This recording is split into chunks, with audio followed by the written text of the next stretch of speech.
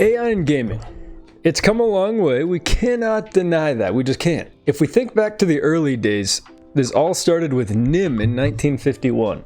Now, I don't know if it was just me. I don't know if I'm an ignorant gamer, if I just don't know my gaming history. I'd heard NIM sort of mentioned in the cultural gaming sphere, but I didn't really know what NIM was. And nowadays, of course, we have so much innovation. We have so much improvement in our technologies. And so now we have AI like this. Never gets old though.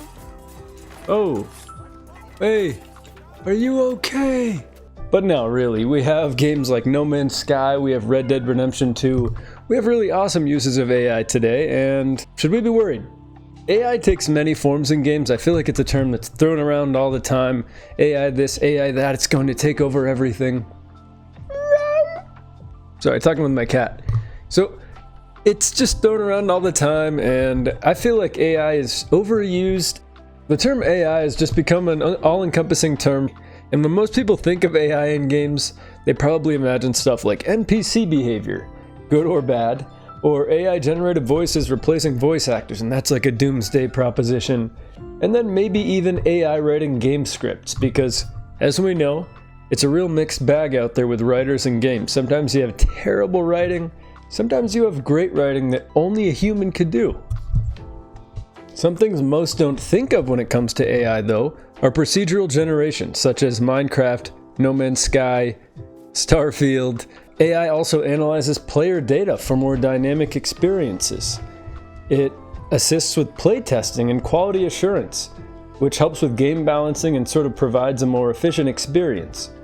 So, as well as AI upscaling. There's a lot of forms that AI takes, and I'm not saying all those are even great either, but they're certainly efficient and they're helpful. The question is, how much is too much, and at what point would AI stop being helpful?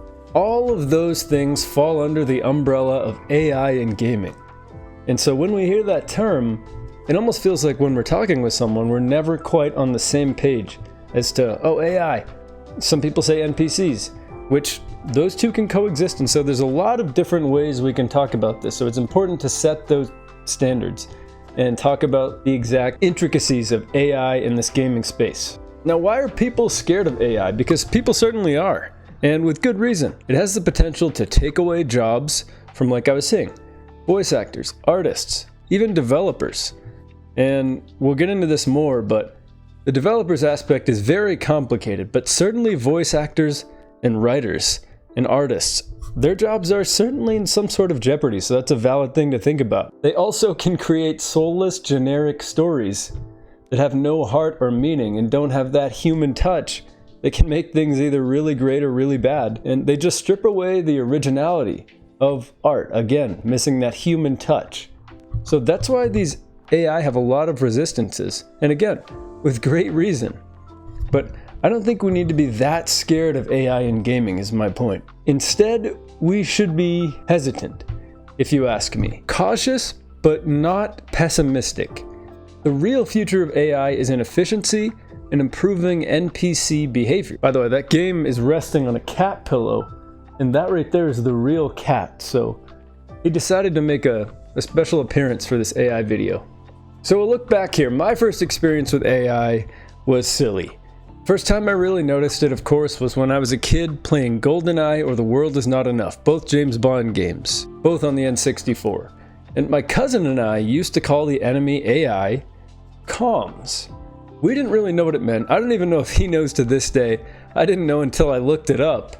But it stands for Computer Operated Monsters, which is hilarious considering we used it for these goofy human enemies that could barely walk around and interact with things.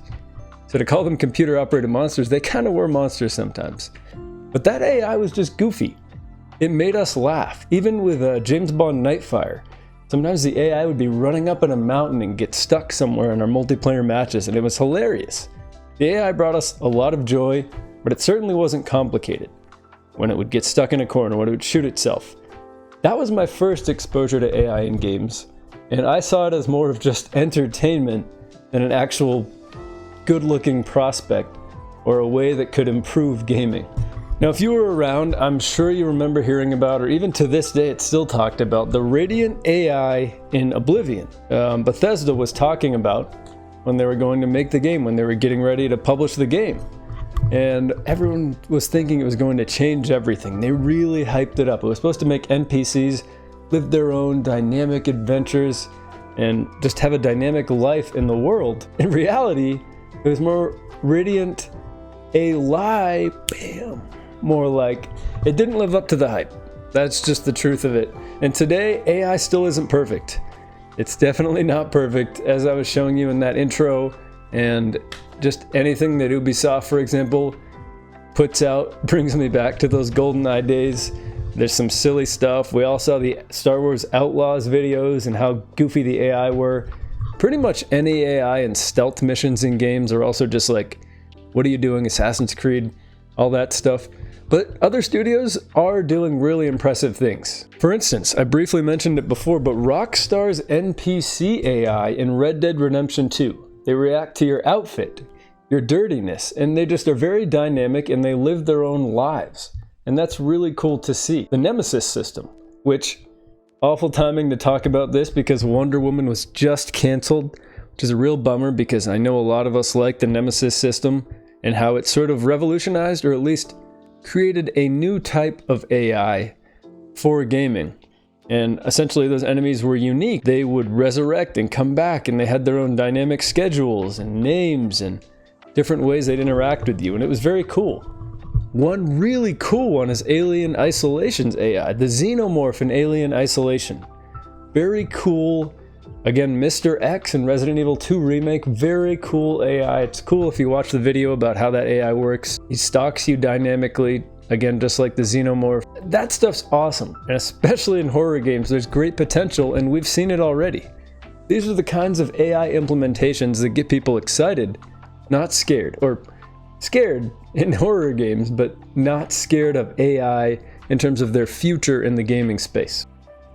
Procedural generation is another way that AI is used in gaming, such as in Minecraft, which is a great use of procedural generation.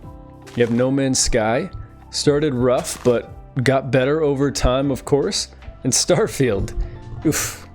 You know, those procedural worlds just felt so empty, and I was so hyped for that game. They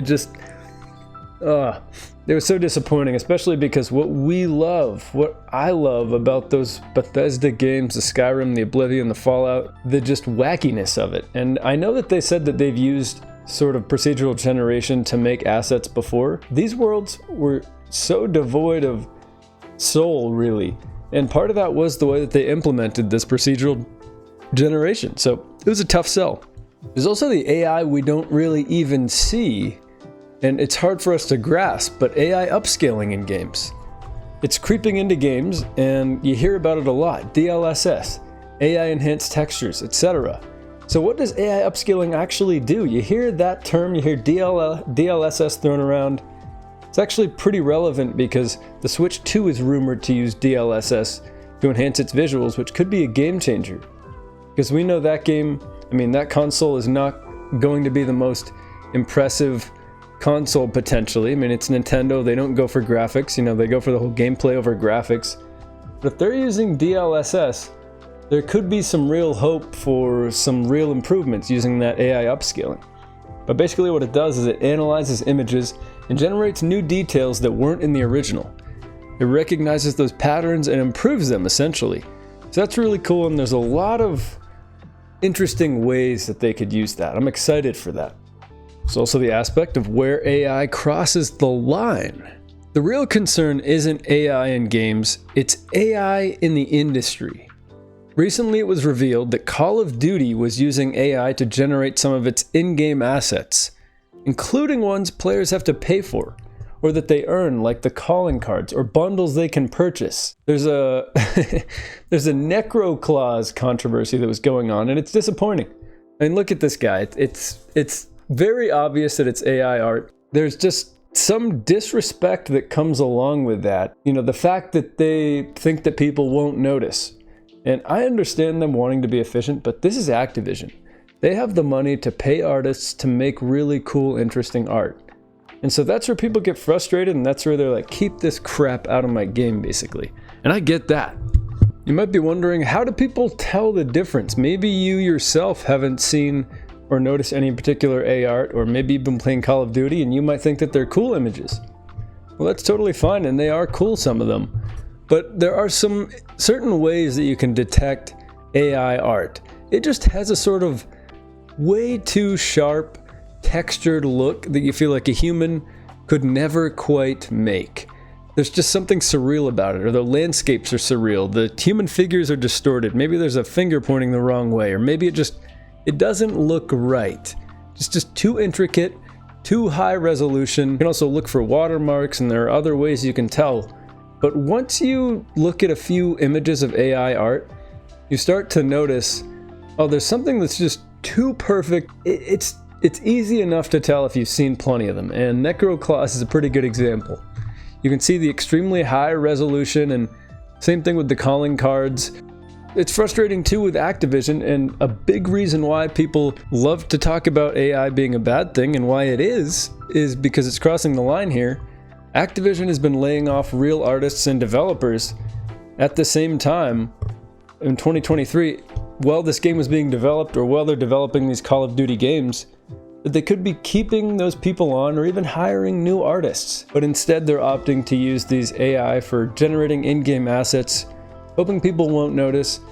And even when they do admit it, it's sort of a subtle mention at the bottom of the Steam page, and they won't admit where it is, and the whole thing's shady. Again, they're Activision, they're Call of Duty, so maybe they know they can get away with it and they're testing the waters. We're pretty good at voting with our wallets these days. And now that this has come out, I have faith that people will, I don't know about boycott, but it's good to get that talk going, because it's important that we keep artists in the industry. Also, to be fair to Activision, which I don't want to be, there are certain things that the layoffs are not AI related always, of course. There's overhiring during COVID. There's always just corporate greed where they think, oh, we can get rid of these guys. We don't really need them. Sort of like what appears to happen with Marvel Rivals, where they let the developers go now that the game's out. We'll see, but the economy, raising interest rates, all play a role here. So it's not all about AI, the layoffs, but it's important to note how the layoffs come during the time that the game was being developed, sort of. And now we have AI assets in the game, when they could have been artists. So here's the thing, should we be worried? Should we be shaking in our boots and getting all scared? Well, here's where I stand. AI in gameplay is cool. AI in industry cost cutting is dangerous. Gamers talk with their wallets, like I was saying. Look at what happened to Suicide Squad. Warner Bros. Tried to cut corners and nobody bought the game. That wasn't AI related, but that was sort of what Call of Duty's doing now, where we were like, you're trying to cut corners on us to earn a quick buck. You're trying to save some money by either ruining a great product and trying to make more money in the Rocksteady Studios, trying to get them to develop a live service game rather than a Batman game. And what they're doing with AI and art now, and letting artists go, filling in by using AI assets. So I just have a little thought experiment here too. I wonder, would you guys prefer AI written games or badly written human games? I wonder, like Dragon Age the Veilguard as an example. Would you rather keep AI totally out of the industry just to preserve the human aspect of it? I don't know how the general consensus is. There's a lot of vocal minorities in the gaming space, and silent majorities, or vocal majorities. There's so many different voices, so I'm curious what you guys think about that. Me personally, I'd take human writing any day, even if it's flawed. Dragon Age the Veilguard was flawed. It was silly. It was disappointing coming from an actual developer that had great writing in the past, so I would still take it so long as we get the great ones like Baldur's Gate 3. Now, where should AI go? That's the question. Now that we've talked about the problems with it, the benefits of it, how it does cross the line, and we've already seen that, where should it go? Well, if AI is going to be in gaming, here's where I personally think it belongs. I think it belongs in improving NPC behavior for more immersive worlds. That's sort of a big part of immersion that's missing right now, is the NPC dialogue. It's not dynamic. It feels very stagnant sometimes, even in the best written games. The dialogues only go so far. That's just something that I think would help a lot. AI is really helpful in assisting with quality assurance and bug testing, just to make sure the games are super polished and save people time. So we won't have problems like what happened with Callisto Protocol, where all it took was one person just making a simple mistake to actually ruin the reception of the game at launch. Or you have the Jedi Survivor series. Anything EA has put out. Bugs, bugs, bugs. AI could really help with that if they're using it right and not at the cost of people's jobs. It can also help with upskilling and optimization, like I said. It can help with Switch 2, which will help keep it cheap, and it helps Nintendo while also giving us better quality and showing that the Switch 2 is actually a decent and significant upgrade from its predecessor. Where should AI not be, though? It shouldn't be writing stories. I don't think that AI should have any part in writing stories. I myself have written a book and I love writing. The human element is what makes it beautiful. Let's keep them out of stories because they just don't understand that element. So there's a huge barrier to AI fully developing games, and this is a big reason why developers aren't worried right now anyway. And those are LLMs, large language models. First thing to know about these is that they require so much data that it could slap you silly. These models just aren't capable of complex interactions. Large language models essentially imitate older games when they try to do something like this, when they try to develop a game. Which means what? Well, it means that they aren't creative enough to create original ideas that these human brains of ours can think of. That's why developers aren't very worried, is the amount of data required to use a large language model is so extensive and taxing on any type of system that it's just not feasible, and they also can't come up with original ideas. They can only extrapolate. And yes, you can argue that's what humans do. There are no more original stories, but the real thing is how much data, hardware is required to make these function. They should never replace voice actors. Again, even the bad ones can make us laugh, and bad voice actors can ruin a game. It's true. But I don't think it's worth the cost to even implement AI voice actors into gaming. It's really important we keep those people in gaming because some of the best performances we've ever heard, some of the most moving elements of games are hearing a real human's voice making those exclamations or sounds. It's really important. Keep AI out of art and assets. We should be hiring more artists. It's something that I never want to do on my channel. It's something you see on YouTube, implementing AI art into your channel, and I think it's helpful for some people who aren't graphically inclined like myself. I contemplated doing it for my, YouTube channel banner or profile picture. It's the reason why I use gaming screenshots from games. Just let the games speak for themselves. Maybe throw a few words on there, but the games themselves are beautiful enough. And let's keep those artists going because they are so important to the industry, and they are what breathes life into a lot of games. Bottom line, AI can enhance gaming through efficiency and optimization, but not at the cost of the human creativity that makes gaming so special. So what's our responsibility as gamers? Well, we do have some. We're supporting this industry every time we buy a game, even when we talk about it and when we're involved in the discourse. At the end of the day, we decide how far AI goes in gaming. That's just the truth of it. We support good AI use, such as AI upscaling, sort of limiting at AI upscaling, improving NPC behavior, some quality assurance stuff, and I think that's perfectly fine. But we stop it there. We reject AI that cuts corners and replaces creativity. That's where we don't buy those games. We pull a Suicide Squad and we say, nope, we want nothing to do with this because it's not helping our industry. We're taking people's jobs away. We vote with our wallets, and that's what matters. Now, at the end of the day, it's not all on us, obviously. It's just how we can play our part, really. In the end, it really does come down to these big corporations. They are making the actual decisions to do this. And it's hard to remember this or think about this sometimes, but a lot of the games we play are big corporations. They're publicly traded. These are companies that are looking to make a profit.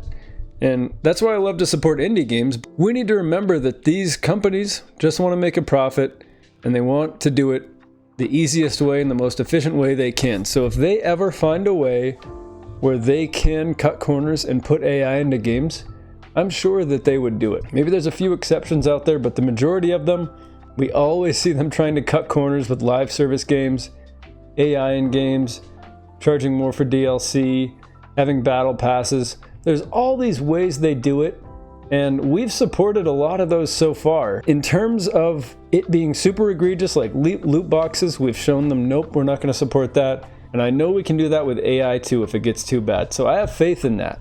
My final thoughts, basically, it's not a threat if we stay informed and push for quality. Real human creative quality. AI won't take over because we won't let it. That's the bottom line. That's how I feel about it. We will put up a fight if it comes to that. So go gaming. Thanks for watching, everyone. This is basically me sort of ranting or just talking into the video about this thing because AI comes up a lot. And I think it's really important to talk about, and we need to stay aware. It's sort of our responsibility. And it's something we need to keep an eye out for because we don't want, a hood being pulled over our eyes. We're not trying to get hoodwinked out here. So yeah, let's just stay smart, stay informed, and thanks for watching, guys. See you in the next one. What's the game? What's the game?